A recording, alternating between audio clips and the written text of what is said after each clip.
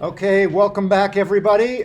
Before we dive back into evolutionary robotics, a short announcement. Yeah, IEEE is having a welcome back meeting today. We're playing Mario Kart and eating pizza in Bodhi 334 at 6 o'clock tonight. You don't have to join IEEE to come, but you should. We could use more people who know how to code, not like engineers do. So you guys should come. It's going to be fun. Awesome. And for those who don't know, what is IEEE? The Institute for Electronic and Electrical Engineers. Absolutely, which usually includes us computer scientists, more or less. Awesome. Okay, thanks for that. Okay, so long weekend. Let's reorient where we've been, where we are, and where we're going. We're making our way through the introduction to this course. We will finish up lecture 2 today, a very short history of AI, and we will dive in towards the end of this morning into sort of the philosophical framing for everything we're going to talk about and do in this class, which is the concept of embodied cognition. Nuts and bolts and logistics. Hopefully by last night, all of you undergraduates submitted assignment 1.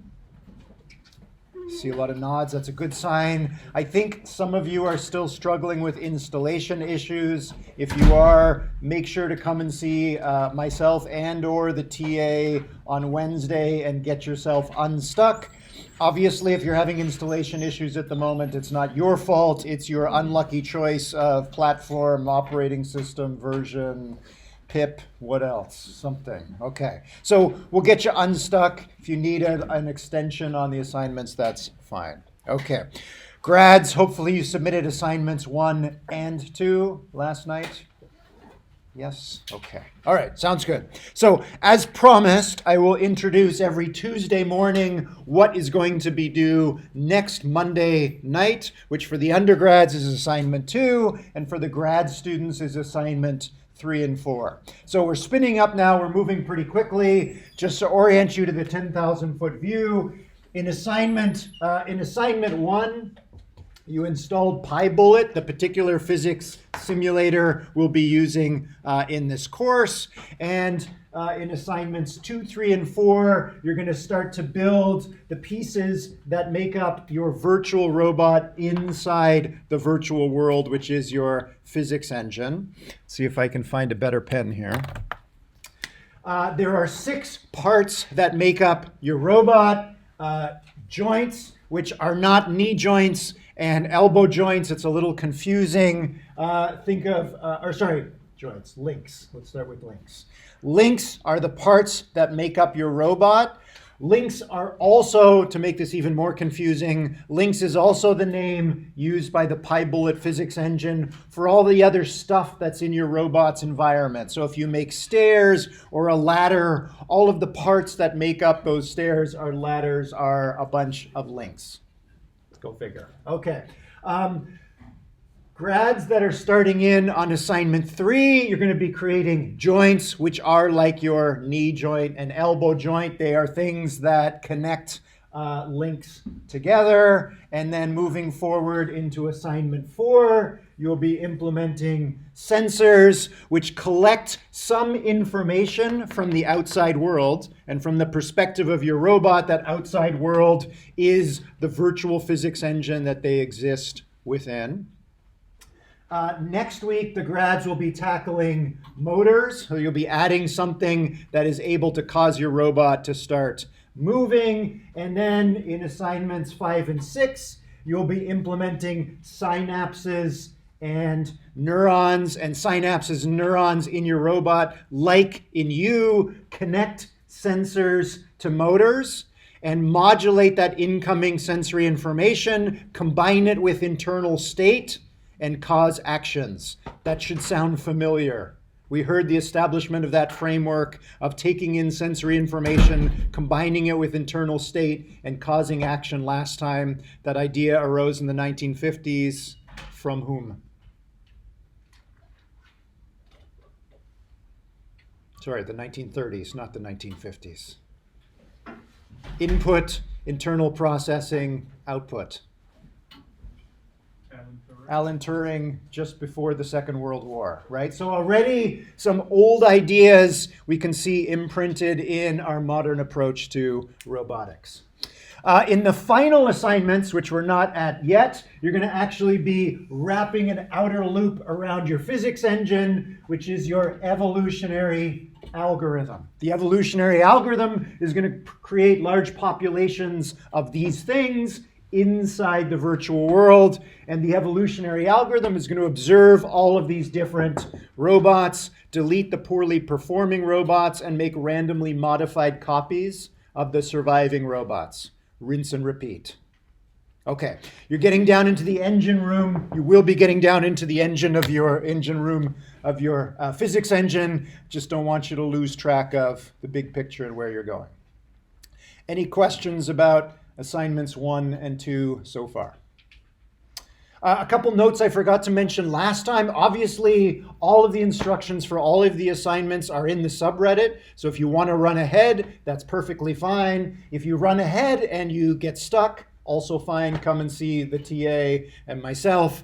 In terms of pacing, all we really care is when and what you submit. But if you want to run ahead, that's fine. I heard from some of the undergraduates who were curious about the differentiable physics engine. You can also dive in and play around with that if you want, at your own risk. Any other questions about the assignments before we jump back to lecture material?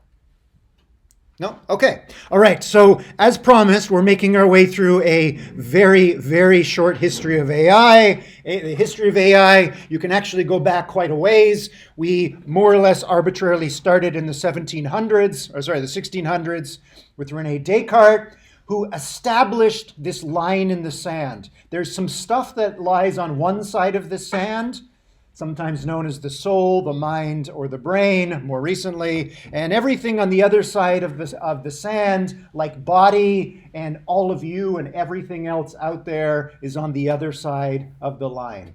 That mind-body dualism, that idea, actually goes back much further than Descartes, but Descartes was the one that really kind of articulated it and baked it into Western thinking.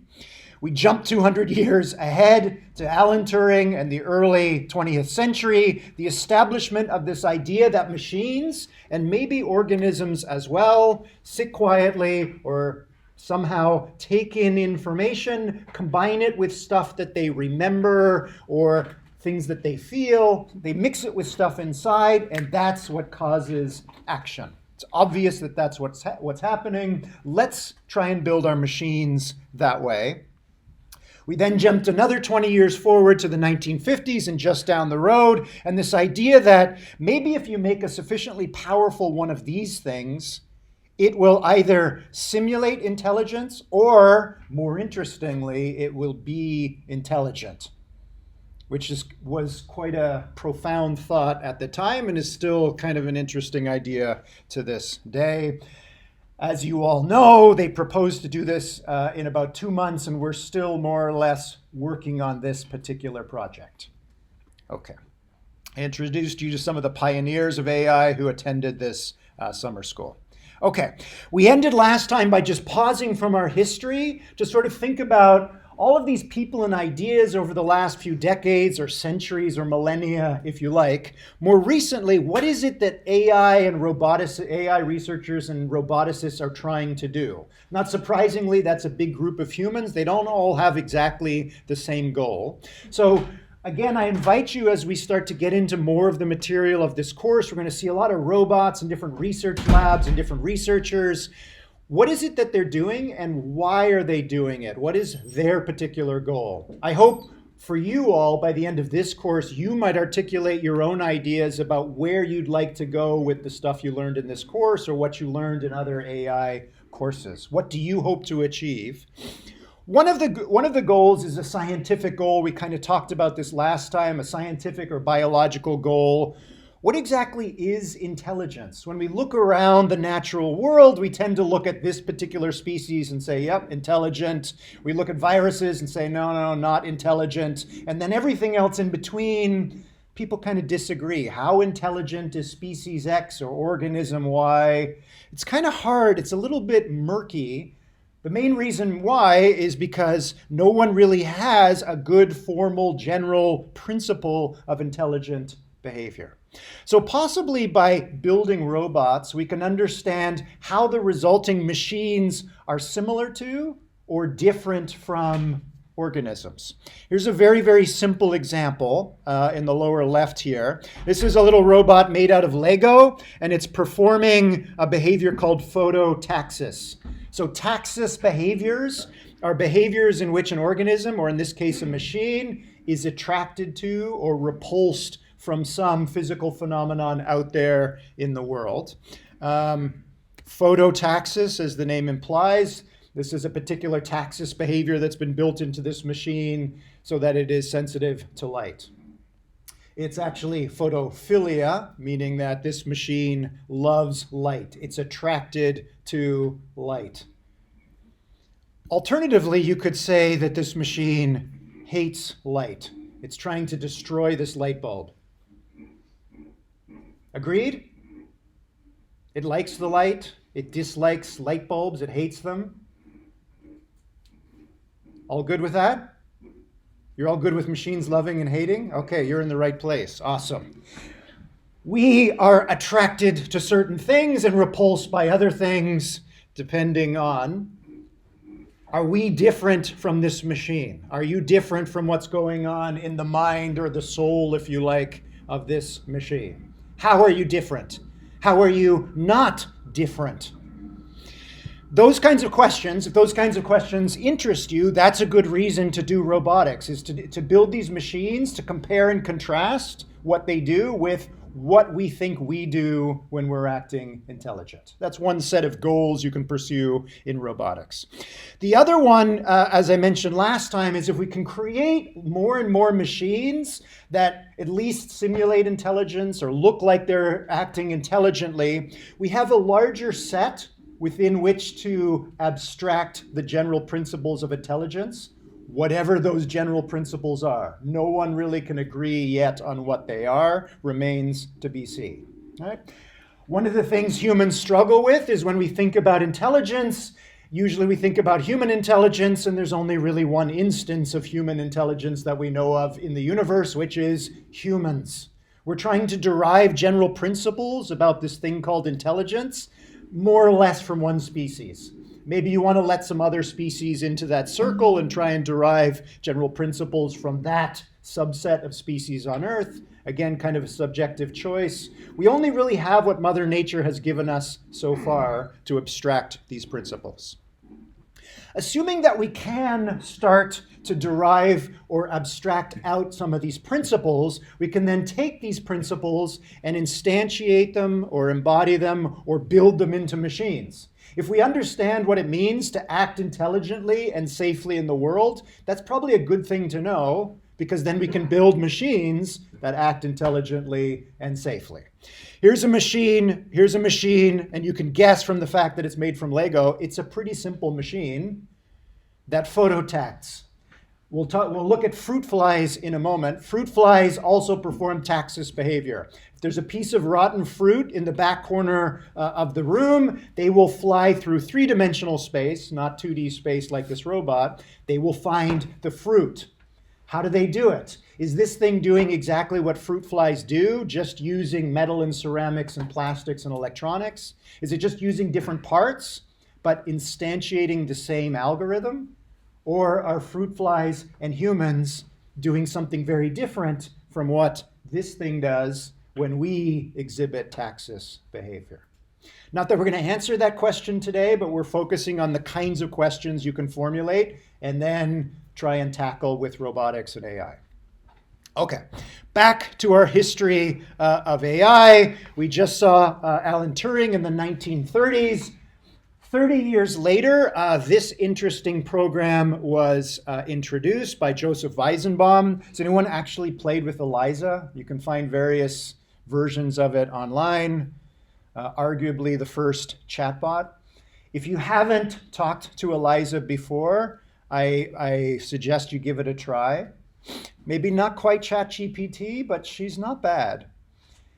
And she surprised the heck out of a lot of people. One of the observations that Weizenbaum and some of his other colleagues made when ELIZA was released is that people would pour their hearts out to ELIZA for hours and hours, their innermost secrets that they wouldn't tell to their closest intimates. Some of them knew that they were talking to a machine, and others didn't. Does that idea sound familiar? Another idea we haven't quite touched on yet, but you can guess we're going to talk about in a moment. If you go and look at the actual code base for ELIZA, you'll see that it is not a neural network. This is the 1960s. It was basically a whole bunch of the ELIZA code is a whole bunch of if, then, else statements. If the user types in I, followed by a verb, followed by a proper noun, I'm really upset with so-and-so, ELIZA would extract some of the pieces of this sentence and basically just rearrange that into a new string, which is, why do you verb proper noun? Why do you hate so-and-so at the moment? Tell me more. With just a few of these clever rearrangements, you can get something that looks like a poorly trained counselor. Not bad, but surprisingly pretty good, to the point where a lot of people feel it's worthwhile spending several hours pouring their hearts out to. This was quite an eye-opening experience for a lot of folks that used ELIZA for the first time and researchers themselves. Yeah? Okay. As I just mentioned, some people knew they were talking to ELIZA and some people didn't. This was based on an idea. The way they conducted the ELIZA experiments was based on an idea that had been formulated again by Alan Turing shortly before the 1960s, which in retrospect became known as the Turing test. For Alan Turing, we couldn't define intelligence. It was impossible to write a formal definition of intelligence. The best thing we could do is to operationalize it. What does that mean? To operationalize the definition means if something acts like or has the operations of something that's intelligent, then it is intelligent. Am I about to blow up the projector? Okay, it's having a hard time with this video. Fair enough. Okay. So the Turing test obviously was a test to show that if something acted sufficiently similarly to us, and if someone who talked to this thing through an interface and couldn't tell whether they were talking through this interface to someone else or something else, that thing had passed the Turing test. For Alan Turing, this thing was not simulating intelligence, it was intelligence. I haven't opened up any of your skulls. I have no idea what's in there, but when I ask all of you a question, I usually get a reasonable and intelligent answer. You are all so far are passing the Turing test that I am subliminally administering to you all the time, and that you are also subliminally administering to everyone else around you all the time. Whether we like it or not, that's usually according to Turing, that is the definition of intelligence that we're all using. If you act intelligently with me, you're not simulating intelligence. It's simulating intelligent. You are intelligent. So if we offer the benefit of the doubt to each other, why wouldn't we do it with machines? Okay. The video that I was trying to show you here before I blew up the projector is what movie? From what movie? The Imitation Game. Close, not quite. Blade Runner. Okay. Other homework. If you have not seen the original, you must before next class. Okay. No spoilers, but the person administering the Turing test here, things didn't work out so well for them. Okay. All right. That's the Turing test. You don't have to agree with it, but for Turing, that was it. There was no way to define intelligence. The only way to measure intelligence was to measure behavior. And if that behavior conformed to what we consider to be intelligent behavior, that's it. That's intelligence. Question? So did Turing believe it was possible to simulate intelligence, or that if you simulated intelligence, you had just created He absolutely knew it could be simulated, and in his time, from his perspective, he was seeing machines that were simulating intelligence. There were machines that cracked the Nazi Enigma code. Not bad. There were no humans that could do it. There were already machines in the Second World War that, from Turing's perspective, were smarter in some ways than humans. Now, whether they were just simulating intelligence while they were cracking the Enigma code, or whether they were intelligent, that's the question that mattered to Turing and to a lot of others. Any students of the history of AI, what did Turing think? Would it be possible? He formulated this test. Did he think that there would be machines that would pass it? He wasn't quite sure, but he was optimistic. You can imagine someone living through the Second World War in that period, watching the rate of improvement in technology. Arguably, in the present day, technology is moving faster than it did during the Second World War, but technology was improving pretty fast during the Second World War, specifically intelligent machines, these things that became known as computers. It seemed likely that something was going to pass the Turing test. Now, whether something passes the Turing test or not is yet again a subjective assessment. How many folks think that ChatGPT and all the rest of modern AI is passing the Turing test? Can you tell? Most of us would say, yeah, it's hard. It's really hard to tell. Sometimes it's impossible to tell unless you dig really, really hard. So I've been teaching this class for a long time, and I used to say it looks likely that in the not too distant future there will be some AI that will pass the Turing test. I would say today, yeah, there are machines that pass the test. Are they intelligent, or are they only simulating intelligence? Thoughts?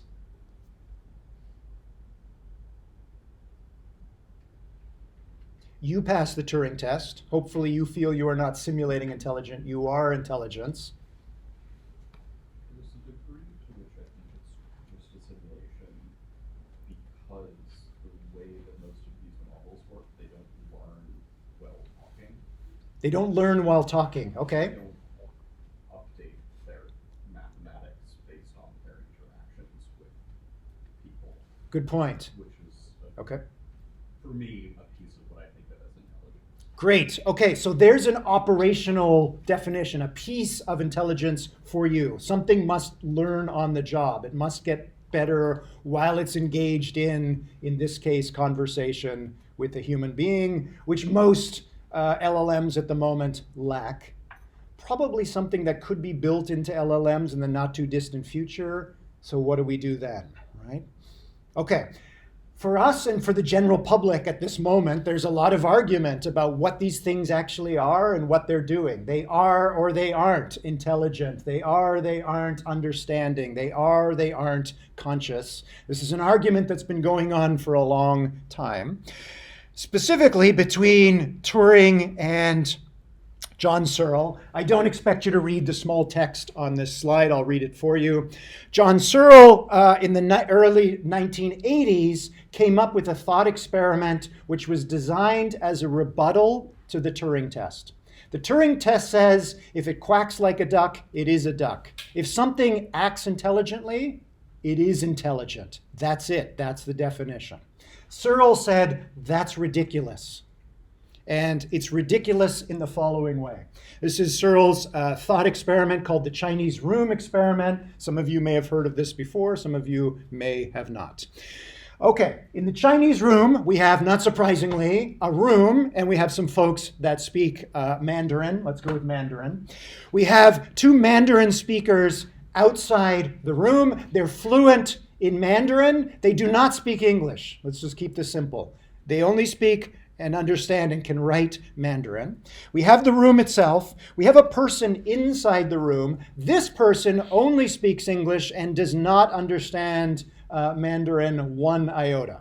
Okay, so we have three people, or one person inside, one person outside, involved that cannot communicate. They don't speak the same language. The Mandarin speaker or speakers outside the room, they write what we would now call a prompt. They write a question in Mandarin, and they slip it through this slot in the door to the person inside. From the person inside's perspective, they look at this piece of paper and they see a whole bunch of squiggles written on this piece of paper. Meaningless. This person does not understand the meaning of the question. They don't necessarily even know that it is a question. So far, so good? No understanding here yet. There's understanding on the part of the people outside, but there's no understanding inside the Chinese room yet. Everyone agreed? Okay. This person has been given instructions from outside that they should scan this piece of paper and take the first squiggle and go to this very, very big book and look up that squiggle. And next to that squiggle will be a whole bunch of other squiggles. And those squiggles also have instructions about where to jump elsewhere in the book and keep going. You can think of this book, if you like, as a Mandarin dictionary or Mandarin encyclopedia written in Mandarin. So when this person refers to this book, there is no increase in understanding. This person has a whole bunch of instructions written in English that say, if you see this squiggle, look up in the book for this squiggle, and whatever is written next to that squiggle, write those squiggles back on a second piece of paper. You can think of this book as a dictionary or an encyclopedia, or more accurately, a lookup table. Not unlike Eliza's lookup table here. Yeah? We're assuming that the computer that runs the ELIZA program doesn't actually understand I or Y or do or you or whatever the verb is and so on. So far, so good? Okay. If this book is sufficiently large and this person follows the instructions, the English instructions they got, and they execute all of these tasks and write a whole bunch of new squiggles on a second piece of paper, and then pass that piece of paper back out of the Chinese room, the Mandarin speakers here will read the squiggles on this new piece of paper and say, what an eloquent, accurate, entertaining, engaging response to my question. Whoever or whatever is inside this room, I conclude, as the Mandarin speaker, that they understand Mandarin. They've passed the Turing test that was administered to the room perfectly. So for Searle, the Turing test, the operational definition of intelligence, is fundamentally flawed, because here's an example of something that passes the Turing test that for Searle obviously is not understanding. Do you agree with Searle? Seems ridiculous. The person doesn't understand Mandarin. This book is an inanimate object. It cannot understand. The room is an inanimate object. It can't understand. The door is an inanimate object. It can't. There's nothing you can identify. None of the parts that make up the room seem to be understanding. But when you put all these parts together in this way, it acts as if it's understanding the question and passes the Turing test.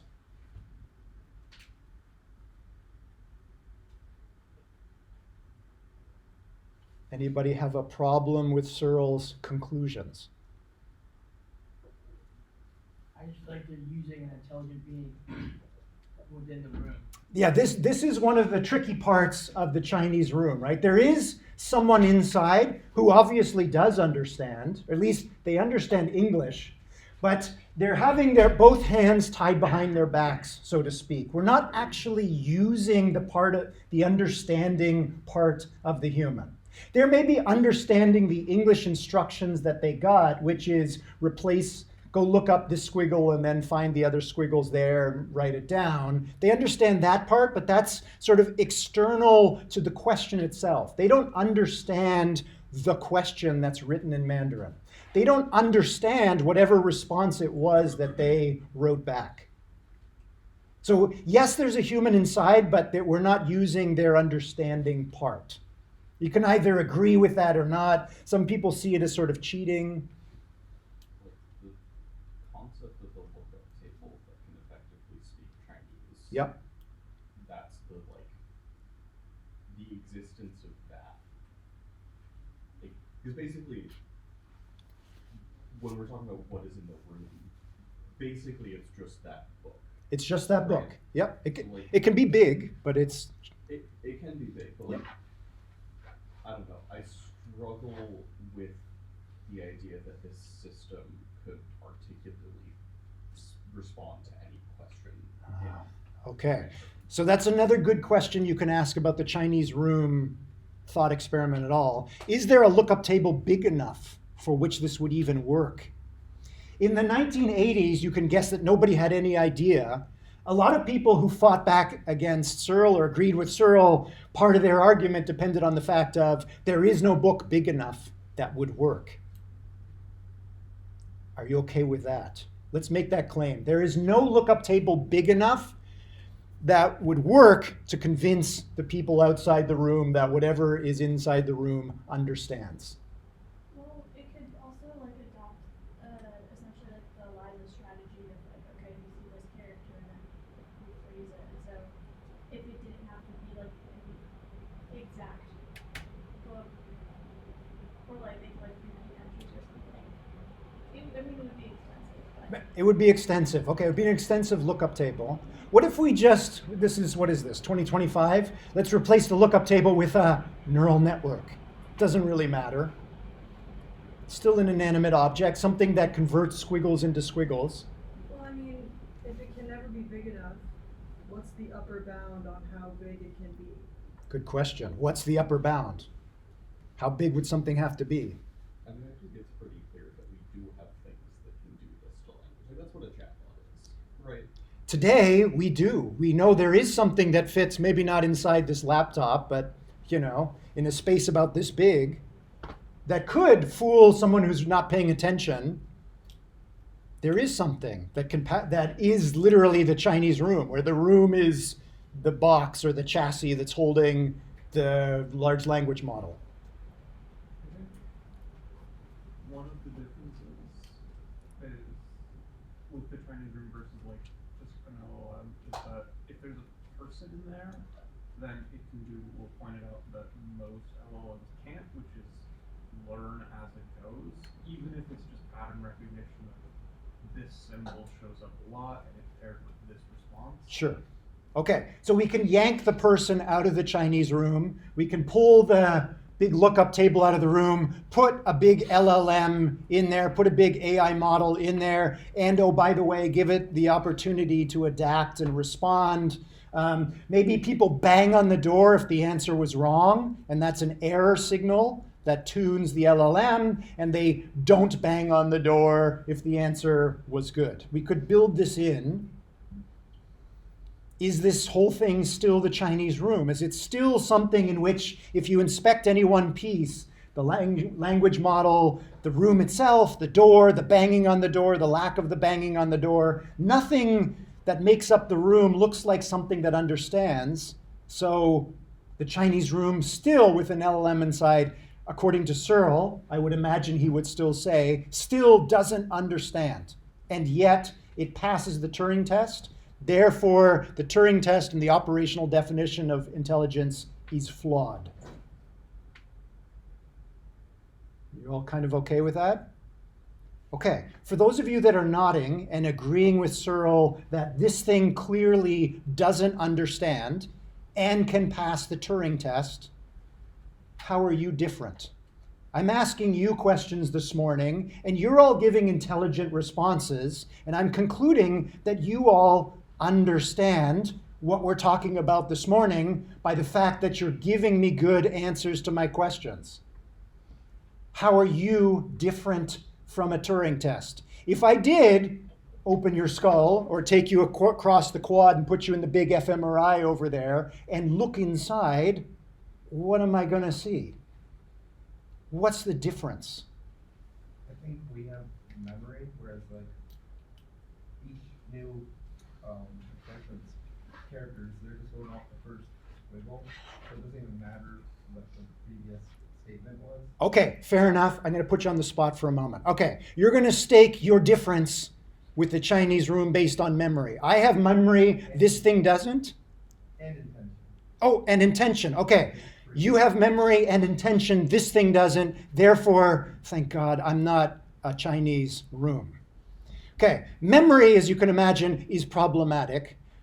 The big supercomputer over in Colchester that UVM owns, it doesn't quite have as much memory as you have in your head, but it's getting pretty close. And a lot of the big data centers these days have way more memory than you'll ever have. Okay, so that's a tricky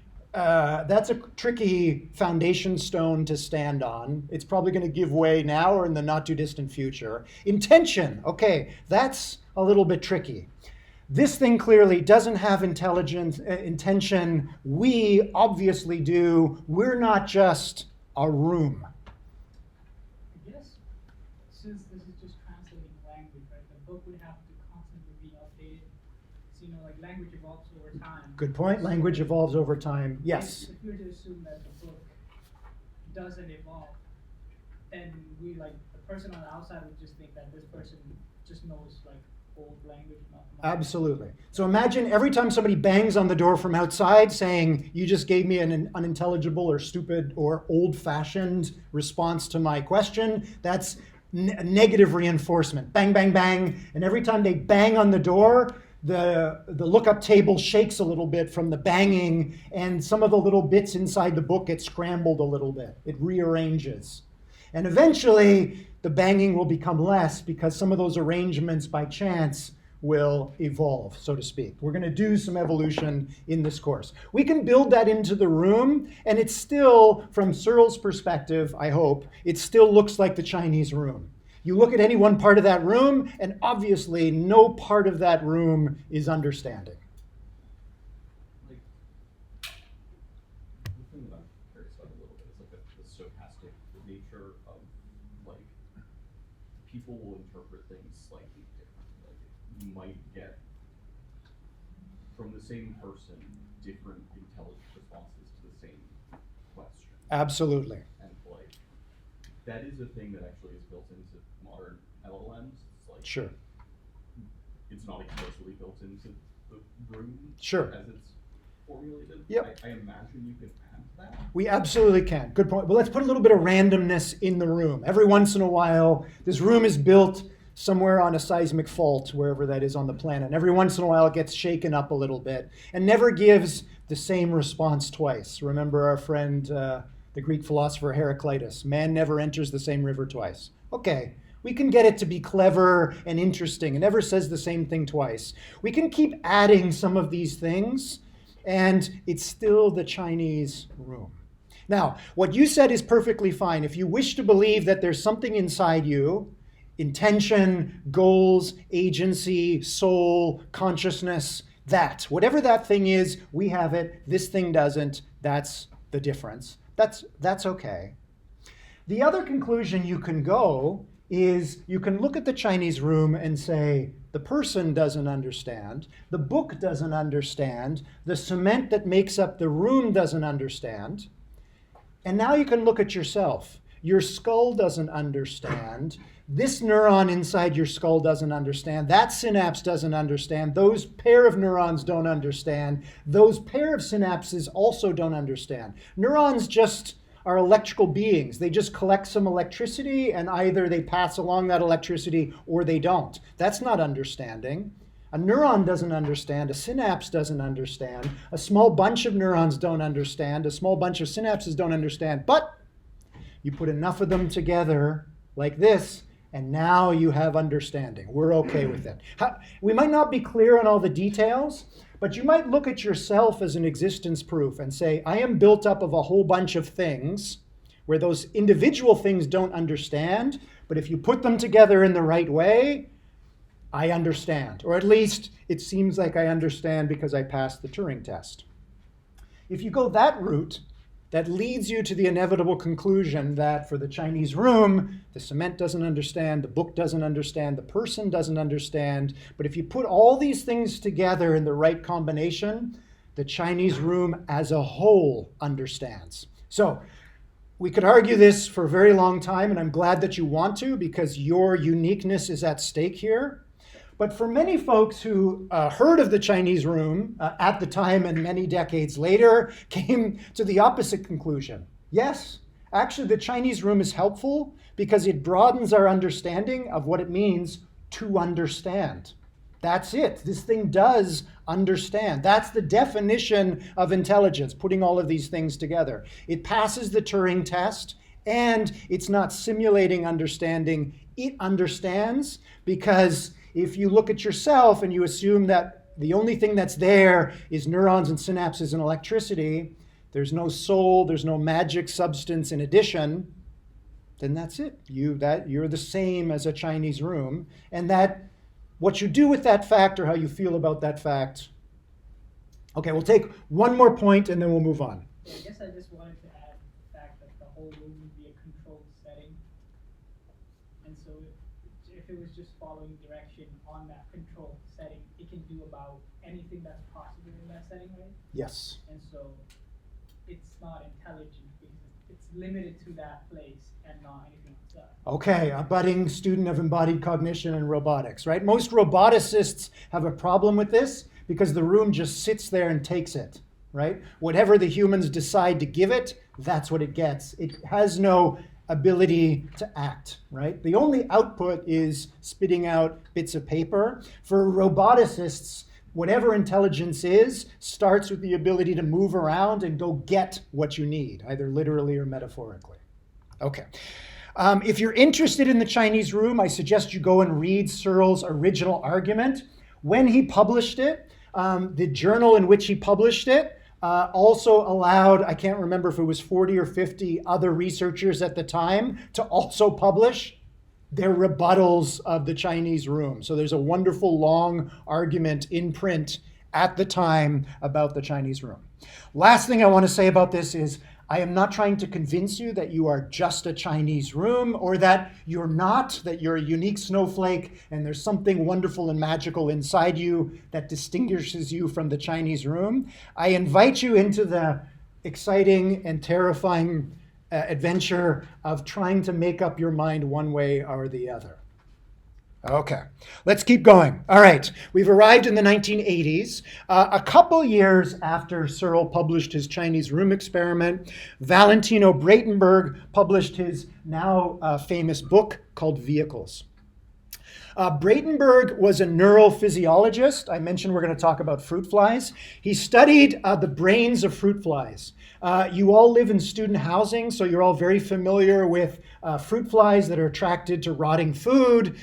It's amazing what they do. You can have a very small bit of rotten food in a very, very large indoor space and release fruit flies at the opposite corner, and they will fly almost directly straight to the food source. How do they do it?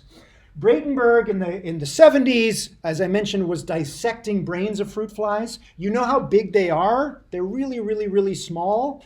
You imagine the brain of a fruit fly? Breitenberg was an incredible person for many reasons. One of them was his steady hands. It was incredibly difficult to dissect.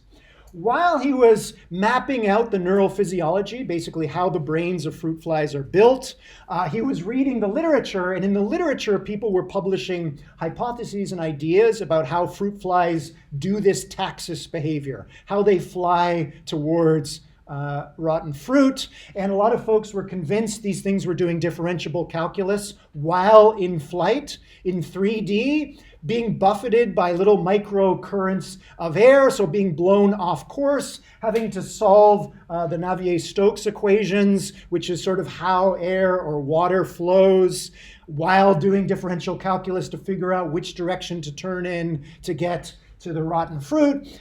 Breitenberg is reading this while he's looking at these things, saying, how is this in the brain of the fruit fly? So Breitenberg started to think to himself, what's the simplest brain you could put inside a machine or an organism that would allow it to taxis, that would allow it to find the food source, find the light bulb, find the heat source, light source, doesn't matter. What he started to realize is the answer is really simple. You don't need differentiable calculus. You don't need all these other things. There are all these people that weren't actually looking at brains, and in the absence of actual data about how actual brains are built, these huge, towering, complicated hypotheses were blooming, and he decided to try and cut down that whole forest by writing a book, and that book became Vehicles. Okay, he used the word vehicles, which of course to us connotes like technology, not an organism. But when we talk about Bratenberg vehicles, and we'll talk about Bratenberg vehicles quite a few times in this course, it's a catch-holder term. It was meant to be a catch-holder terms for things that do intelligent stuff. So a vehicle could be an organism, it could be a robot, it could be a xenobot, could be a robot built by humans out of cells. It doesn't really matter what the thing is built from. If it does certain stuff, it's a Bratenberg vehicle. Okay? All right, so that's vehicles. The book is very short. It's not assigned, the whole book is not assigned reading for this course. I know you're all busy. I highly recommend, if you're interested in robotics, reading this book. It's less than 100 pages, and it's written like a fairy tale. So chapter 1 introduces vehicle 1, and the language starts imagining once upon a time in a pond far, far away, there was this very simple vehicle, and the vehicle was made up of a body represented by the big rectangle, a wheel on the back. Again, it could be a wheel, it could be a tail, it could be a flagella, doesn't really matter, something that propels this thing forward. And it has one sensor on the front, this little cup. And in vehicle 1, the sensor happens to be a thermosensor. This sensor fires more strongly in the presence of heat and fires more slowly in the presence of cold. Last piece is a synapse that connects the one thermosensor to the one motor at the back of the robot. This is, I think, this is what the first insides of a robot we've seen in this course. This is it. This is about as simple as you can get, but this robot or vehicle or organism has all the building blocks that we expect. There's 3 links, two links, a main body and a wheel. There's one joint that connects the wheel to the body so that the wheel can spin relative to the body. There's one thermosensor, one motor that controls the spinning of the wheel. Actually, there's no neurons in this case, and there's just one synapse that connects the one sensor to the one motor. Question? So, if there's something that is warm in the middle of the room and you use this vehicle to get there, and you're not, like, how do you prevent overshoot or like You don't. long rise time or you just go? Well, according to Bratenberg, what would happen if you saw a vehicle like this swimming around in a pond? You might see it, and you might not say it overshoots, because from your perspective, you don't actually know what's inside. We're going to now, what we just did is to take a proximate view of the machine. So what do I mean by the proximate view? This means that we looked close up. We looked inside. We're like Bratenberg dissecting the fly of a fruit fly. We know what's inside the machine.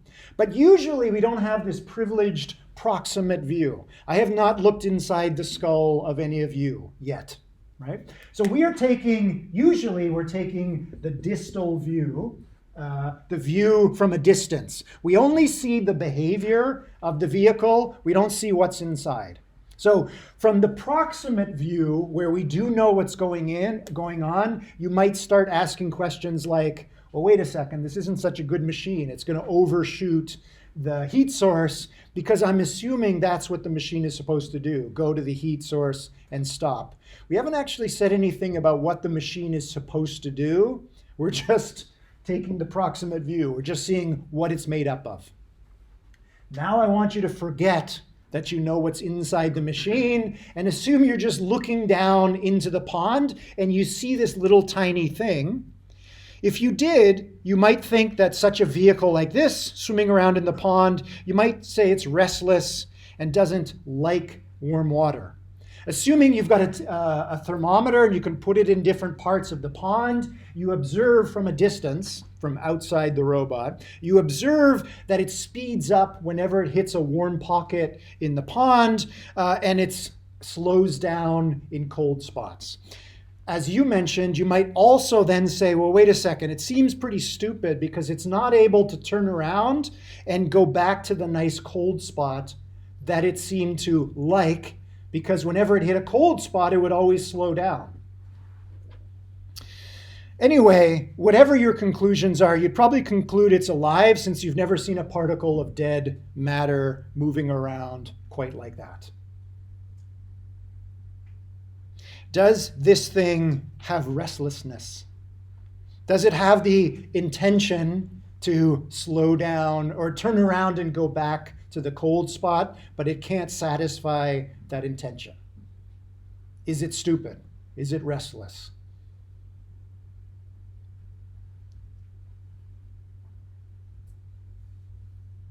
I like that you're pausing. Seems ridiculous, right? Let's put back on our proximate hat, look inside. Where is the intention in here? Where's the restlessness subroutine? Where's the lack of intelligence subroutine? There's one wire. This doesn't seem like there's much going on inside. Obviously, this thing is not restless. We're making a mistake here. Okay, let's keep going. In chapter 2, Braitenberg tells us, once upon a time, there was not one vehicle, but two vehicles, 2A and 2B. Let's talk about 2A for a moment. Vehicle 2A, very much like Vehicle 1, except it's more complicated. It has two sensors on the front, two wheels on the back, and two synapses that connect the left sensor to the right wheel, and another wire that connects the right sensor to the left wheel. The wiring inside, this is known as contralateral wiring. So contra, against, or over the side, on the opposite side. We're going to see this language quite a bit. Your visual system and your auditory system and a lot of other parts of your brain are wired up contralaterally. Information coming into your left eye is processed at the back right of your brain. You are very much a contralateral nervous being, at least your nervous system. Question? But what I feel like I don't understand about this is that, yes, people thought that fruit flies were doing multivariable calculus. Yep. But we use multivariable calculus to model natural paths of motion. And you can't put the ability to do a natural path of motion without a model from three-dimensional calculus into a machine. You can't do without the model? Is that what you're saying? Yeah, I mean, I feel like the reason that you don't have fruit fly robots that fly straight to the fruit is because they need a PID controller if they're autonomous. You need a little bit more than this. Fair. But not too much more. You're right. For Braitenberg, the point he was trying to make, which was very controversial at the time, is that whatever you think is going on inside the heads of fruit flies or you wasn't completely sure at the time, seems to be much simpler than we imagine. You're right. This is too simple. It's overly simple for certain things like go to the light source and stay there. If that's what you want, this might not do it. You might need a little bit more stuff, but not too much more stuff. One of the problems, I'm going to say this a gazillion times in this course, thinking about thinking is misleading. When you introspect, when you look at your own behavior or those of your fellow conspecifics, other humans, we often overshoot. We think there's more going on than maybe there actually is inside. Okay. Let's assume in vehicle 2A that these two sensors are no longer heat sensors, they're light sensors or photosensors. The more light falling on the sensor, the more strongly it fires. And as the dotted line shows here, the aggressor will turn towards the light. The Lego robot that we saw a few slides back, this is exactly what it's doing. The Roomba robot does exactly the same thing, except instead of two photosensors, it's got two dirt sensors or little cameras that pick up how dark the carpet is underneath. Okay, let's put ourselves in the shoes of vehicle 2A for a moment. As the dotted line shows, if we were to start up the robot at exactly this point, there's a light source front left of the robot. It turns to the left. Why? Can you walk me through approximate description? What happens in terms of sensors and wires and motors and wheels that cause it to turn to the left? The left sensor is firing more strongly. The left sensor is firing more strongly. Yep. The right motor will turn faster and will turn to the left. Absolutely. The little plus signs attached to the two synapses, this is just shorthand to say whatever is happening at the front of the wire, that wire just grabs it and passes that signal along.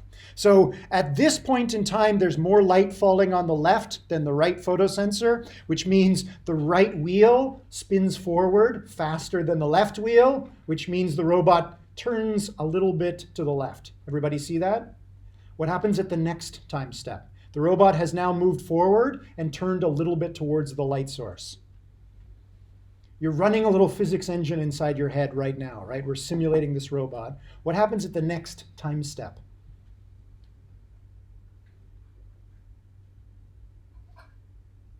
The light is directly ahead. Okay, let's assume the time step is big. The robot has turned and now it's facing the light. What happens now? The other sensor is going to get more light to it, so it's going to make the other motor go faster as well. It's going to kind of go directly towards the light. It's going to go directly towards the light because at this point in time, it's directly facing the light source, which means both sensors are firing at exactly the same intensity, which means exactly the same amount of signal is being passed to both motors, which means both motors are applying the same amount of force, causing both wheels to turn at exactly the same rotational velocity, which means the robot goes exactly straight. What happens at the next time step? The robot is now, by definition, still facing the light. What happens? There's yet another change. What is it? Put yourself in the shoes of the robot. What's happening to the two light sensors? Well, it keeps speeding up, it's getting closer and closer to the light. It's going to speed up because now it's closer to the light, which means the sensors are firing more strongly, which means the wheels are going to turn faster, and it's going to accelerate towards the light source, and it's called the aggressor because it hates light bulbs with a passion, right? If you do this with a naked light bulb and the robot's faster than you are, it's going to smash into it and destroy it. The aggressor hates light, obviously. Here's vehicle 2B, exactly the same as vehicle 2A, but now we have ipsilateral connections. We've just uncrossed the wires. Ipsa being same side. Left sensor to left motor, right sensor to right motor. Assume we approach vehicle 2B with a light source from its front right. What does this robot do? What does this robot do immediately in the next tenth of a second? Turn away from it. It turns away from the light. What happens now? It's turned a little bit away from the light. What happens next?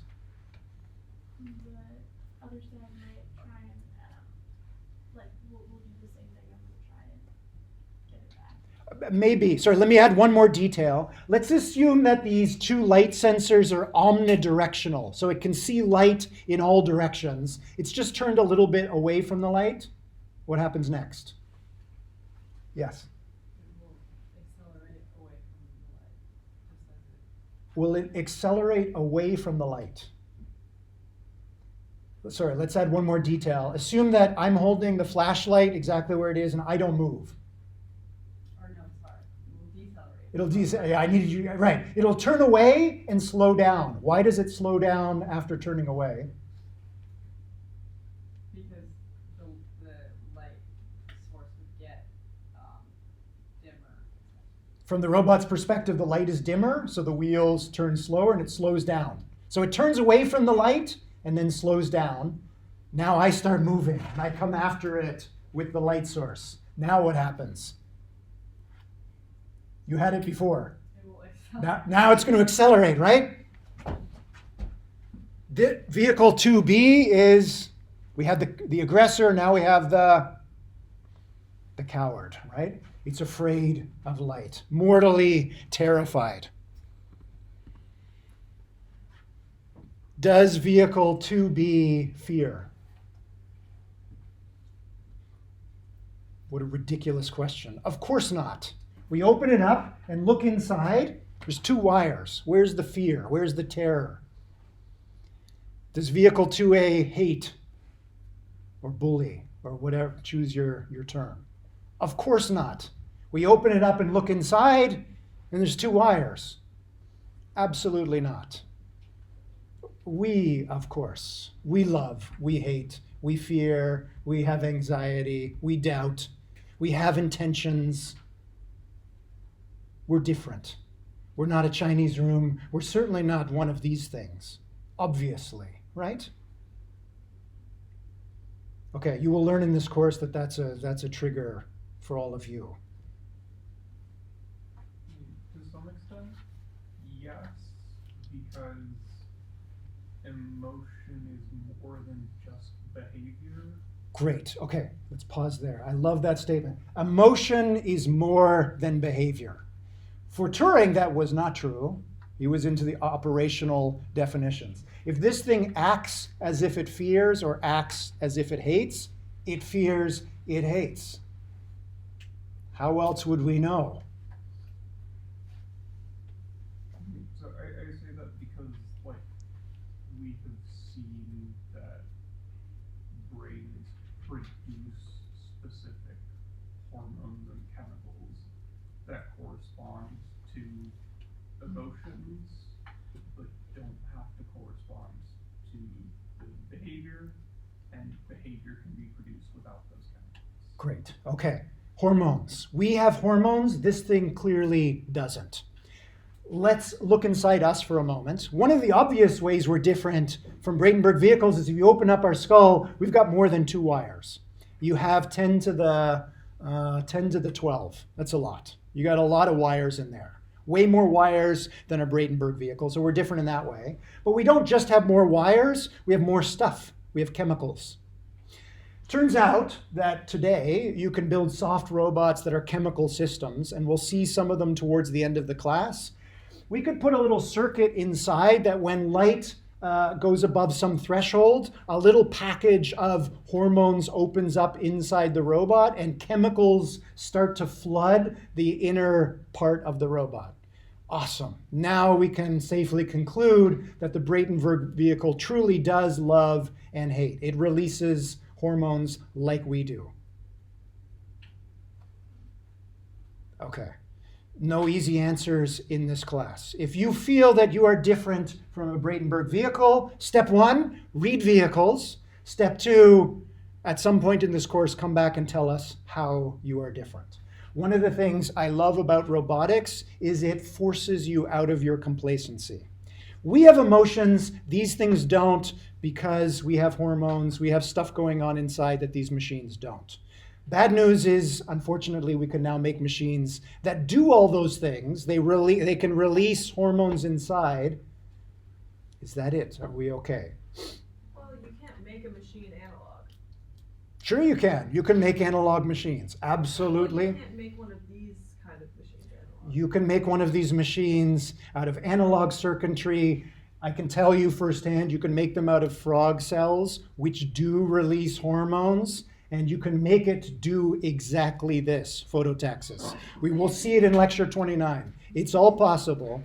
Now, whether those things are definitely Bradenburg vehicles. There's no longer strictly 2 wires, but there are things like 2 wires. I mean, if you replace these with analog components and you built, little Yep. PCBs with all of them, Okay. We put analog circuitry inside. yeah, they would be so much bigger and less efficient than whatever software you have running on it now. So it's not, I feel like, realistic in practice for what people do. Okay, maybe. Good point. So maybe if we build it out of different stuff, this thing would be less efficient. Yeah. I'm also not sure that that's true, but we could look into that.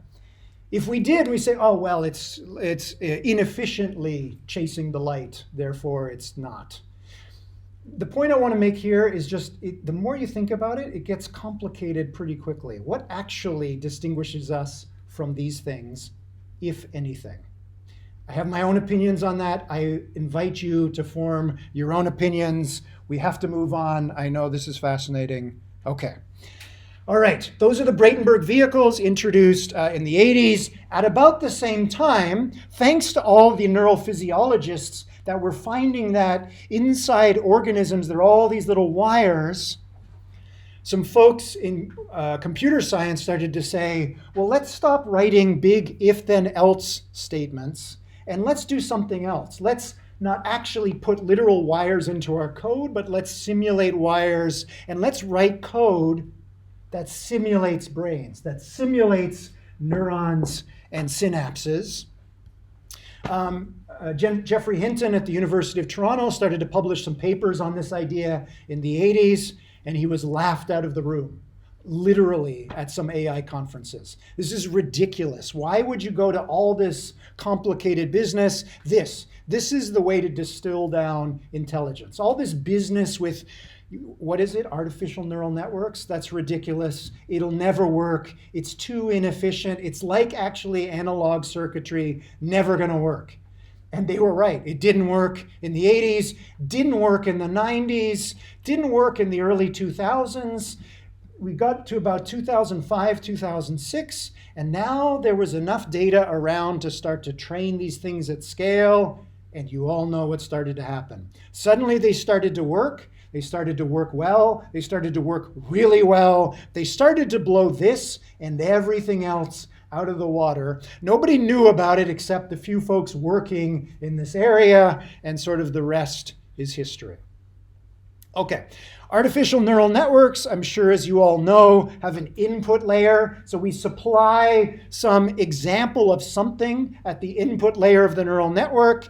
That input information gets transformed by internal neurons and synapses into patterns arriving at the output layer. And we interpret that as the response of the machine. And it either gave us a good or a bad response. If it gave us a good response, we don't do anything. If it gave us a bad response, we go in and fiddle and change some of these wires. That's a neural network. Neural networks are not antithetical to robotics or an alternative to robotics. As you'll see, and you yourself will implement artificial neural networks inside the body of the robot, where the neural network of the robot takes as input not a photograph, but sensory information. If the sensor is a camera, then yes, it might literally take as input a photograph, and the values arriving at the output layer of the neural network are interpreted by the motors as commands.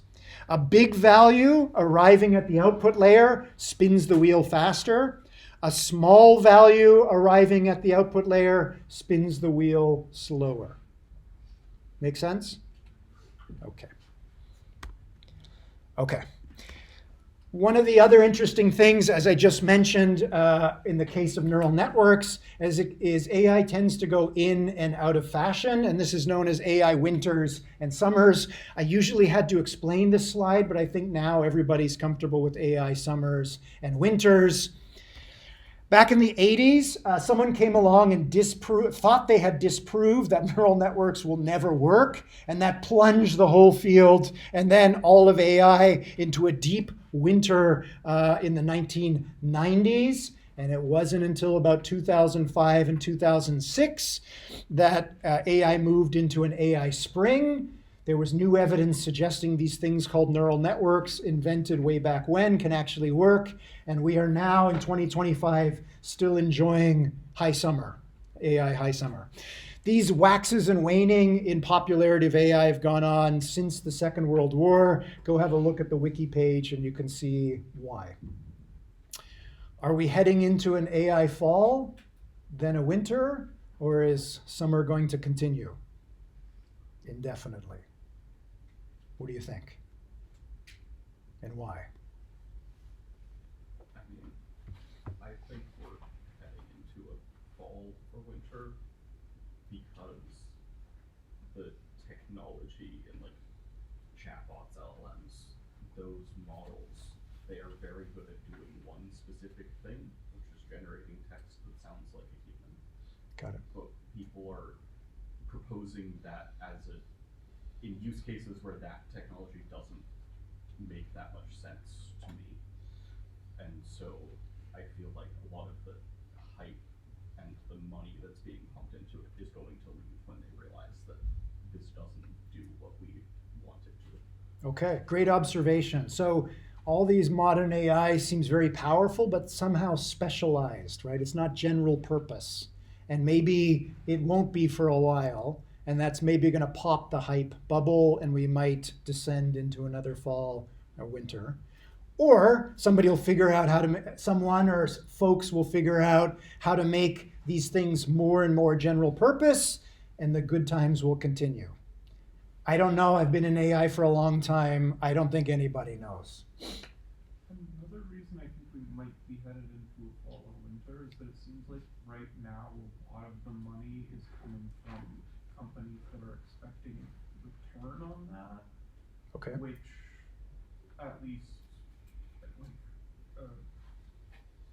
like last summer and fall, we were hearing a lot of that wasn't actually materializing. And so it might be that even if it doesn't drop into a true winter, things fall considerably when companies realize that they just they can't make as much money off the AI as they expect. Good point, right? There's clearly money to be made in AI, but maybe it's still a lot of money, but maybe not as much as some people are hoping for, and that could send us back in. Who knows? Whatever it's going to be, it'll probably be interesting, and I hope some of you are along for the ride. Okay. Okay, I guess I probably don't need to talk about deep learning very much. We've got 4 minutes left, so I want to finish lecture 2.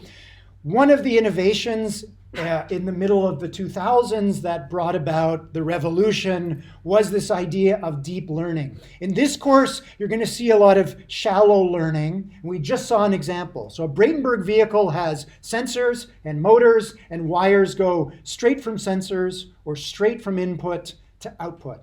Turns out for a long, long time, that was all we could do. But it is known that in brains, signals arriving at your retina don't go directly to your muscles. They go to this neuron, then that neuron, then that neuron, then that neuron to that muscle. There's a lot of steps in between. You are deep in the neurophysiological sense of the term. So there must be something going on. There must be a reason that Mother Nature made neural circuits in that way. And that problem was cracked in the early 2000s. And what they found, interestingly, when you built one of these deep networks and trained it with enough information, different neurons inside this hierarchy started to act like similar neurons at similar positions in your neural hierarchy. What do I mean by that?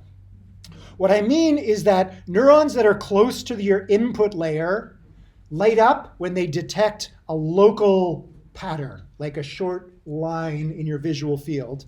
And the further you march from the input layer to the output layer, neurons start to respond to larger and larger global patterns. Your visual pathway, all of the connections from your retina to the back of your brain seem to be doing something almost exactly like this. This blew people's minds at the time. Not only do these deep neurons work, but when these deep networks work, but when you train them, they seem to behave like our deep networks in our skulls do.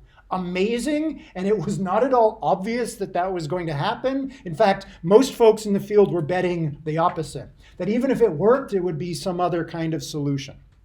Okay, super cool, but as we all know, there seems to be some sort of flaw. I have my own favorite goofs and gaffes reel. I'm sure you've got your own examples. Here's a relatively modern foundation model being very sure that it's looking at a Granny Smith apple. Awesome. This thing is intelligent. It's passing the Turing test. Now it's 99.7% sure that it's looking at an iPod, right? You can all find these examples, and you can take them either way, right? Nothing is perfect. I can also do stuff that fools you, and you can do stuff that fools me. We are also not perfect. but also maybe these flaws are suggesting something that's really wrong. Here was me talking to Eliza, not in 1966. Here was me talking to GPT-3 in 2020. Lots of flaws, lots of little things that didn't quite seem right. How are we going to fix these little peccadillos? Or will we ever fix these little peccadillos? Hard to say. Okay.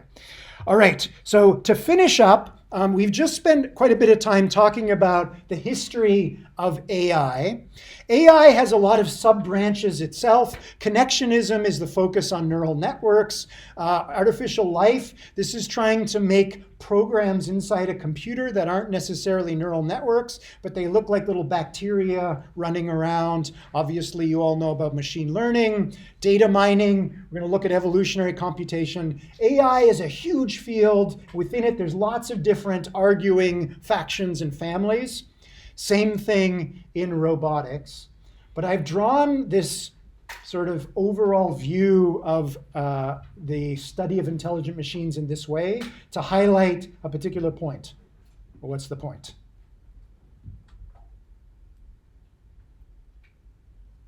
Look at the structure of this tree. It's got an interesting structure. It's not arbitrary. Everything's derived from AI. Everything's divided from AI. There's stuff that's on one side and the other.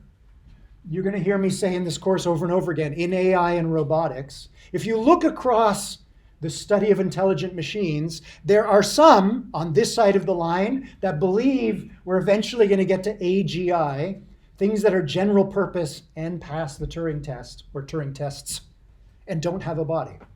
There are others of us, myself included, that are on this side of the line that believe that'll never work.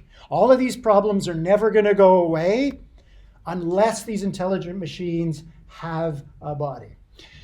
Where have we seen this division before?